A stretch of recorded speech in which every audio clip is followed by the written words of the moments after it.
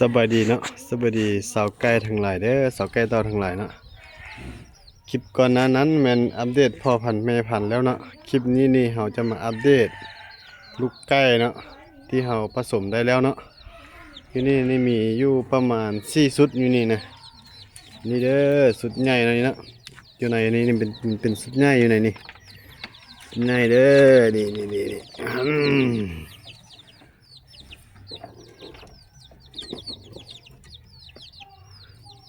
สุดใหญ่เนาะจะได้ตัวผู้หัน3ตัว4ตัวกับตัวคอลอนนี่เนาะตัวผู้เนาะตัวแม่ก็4ตัวอันนี้2ชุดอันนี้ได้2ชุดเด้อ2ชุดนี่นะ2ชุดเนาะ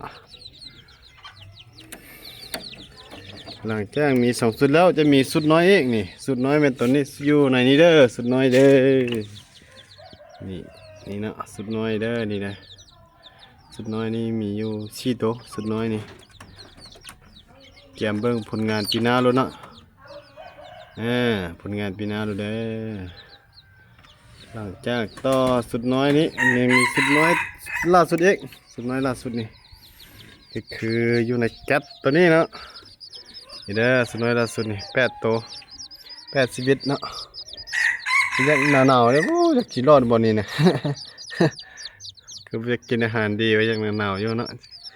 สิรอดดีบ่อย่างนี้8ตัวเด้ออยู่ไหนนี่เด้ออยู่ในแก๊สตัวนี้นี่เราเบิ่งว่ามันสิใหญ่จักโตเนาะมึงคือสิเงาๆนี่เว้ยนี่กินอาหารดีบ่ได้เว้ย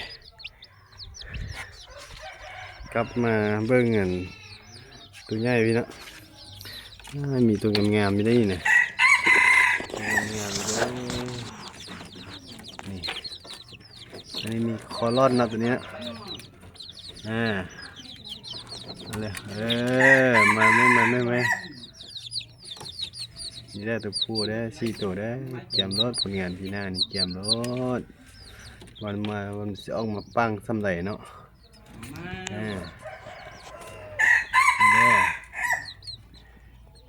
ลูกของคลิปก่อนนั้นเป็นพ่อพันธุ์แม่พันธุ์เนาะอันนี้เป็นลูกของมันเด้อผู้4ตัวเด้อตัวเมย์4ตัวนะอันนี้2ชุดนี่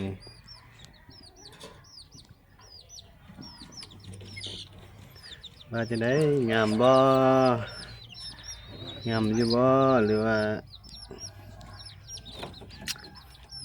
มีวิธีการเลี้ยงอย่างไรดีๆก็คอมเมนต์บอกก็ได้เนาะ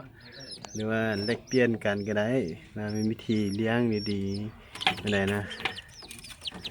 โอเคคลิปนี้จบสำนี้ก่อนเนาะแม่นโอกาสหน้าจะมาถ่ายอัปเดตให้เบิ่งอีกเด้อ